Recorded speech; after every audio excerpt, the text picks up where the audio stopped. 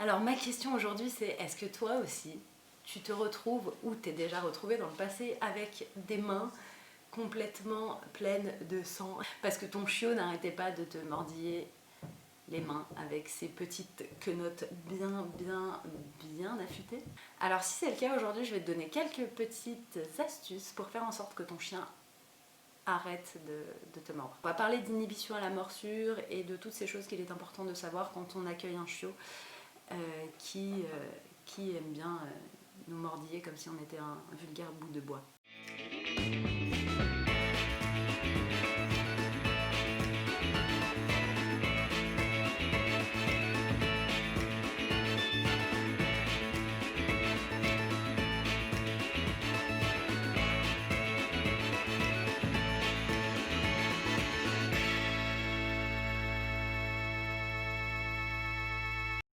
Alors si tu ne me connais pas, je m'appelle Déborah, je suis éducatrice et comportementaliste pour les chiens en méthode positive et amicale et je suis également éleveuse de bergers australiens. Alors le premier point sur lequel je voulais discuter avec vous aujourd'hui, c'est pourquoi on n'empêche pas un chiot de mordiller. Souvent, j'ai vu des gens qui me disaient il faut absolument qu'il arrête, j'en peux plus, il mord tout le temps, etc. Enfin c'est pas normal, il est agressif, tout ça.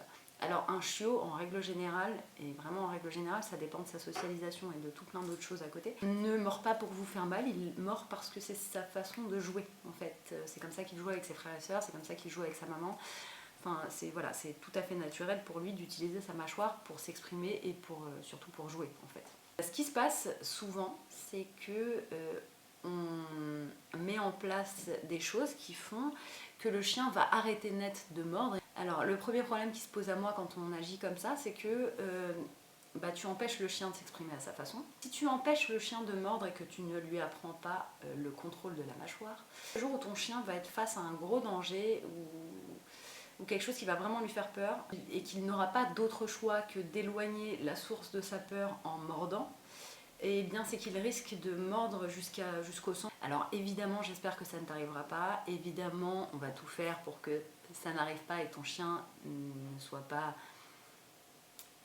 amené à avoir ce genre de comportement, mais il faut toujours garder en tête qu'il se peut. Quand on est sur une base d'éducation, de coopération et dans une éducation où on veut absolument comprendre le chien et communiquer correctement avec lui, je pense qu'il est vraiment très très important de ne pas interdire au chien de mordre, mais plutôt de lui apprendre à gérer sa mâchoire. Avec un chien qui est bien dans ses pattes, vers les 6 mois, 7 mois, grand maximum, normalement, le chiot n'est plus censé jouer avec sa mâchoire, avec vous. De toute façon, c'est un comportement en fait, qui s'efface un petit peu avec le temps. L'idéal, c'est vraiment de lui apprendre à contrôler sa mâchoire et c'est ce qu'on appelle l'inhibition à la morsure. C'est vraiment génial parce que le chien, c'est un des seuls animaux qu'on connaît et qu'on côtoie à qui on est capable d'apprendre à contrôler la force qu'il met dans sa mâchoire avec les êtres humains. Pour ce qui est d'apprendre à contrôler sa mâchoire avec les autres chiens, si maman a bien fait son travail quand le chiot était avec elle, ton chien sait déjà normalement contrôler sa mâchoire avec les autres chiens, donc ne fera pas mal quand il sera en plein jeu avec d'autres chiens ou quand il y aura une bagarre par exemple. D'ailleurs, si ton chien a déjà mordu jusqu'au sang un autre chien, même dans une grosse bagarre, c'est qu'il y a eu un problème d'inhibition à la morsure au début. Alors pour que le chien il puisse apprendre à contrôler sa mâchoire avec un être humain, le plus simple c'est quand ton chiot arrive, tu vas commencer à jouer avec lui un petit peu, à l'embêter, à le pousser à jouer avec toi et il arrivera un moment où il va planter sa mâchoire sur toi. Cette première fois te fera probablement très mal, sauf si l'éleveur a déjà fait son travail d'inhibition à la morsure en amont. Et voilà, si le chien te fait mal, tu feras un petit cri aigu genre « Aïe !» Tu vois, c'était bien dégueulasse, mon chien vient de lever la tête, genre mais qu'est-ce que je t'ai fait? Et là normalement ce petit cri aigu va faire que le chiot va lâcher ta main et se dire oula, je lui ai fait mal. En gros, tu es en train de lui parler chien. Et c'est bien une des situations où on a tous les atouts pour le faire en fait.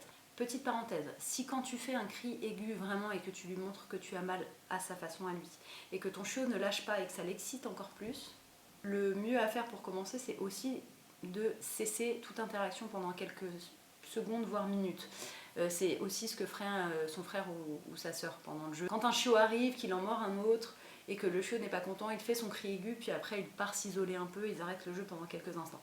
Donc ça tu peux aussi le mettre en place. Donc quand tu fais ton cri aigu, le chiot lâche et là tu peux le féliciter. Mais n'en fais pas des tonnes puisque ton chiot sera déjà en état d'excitation.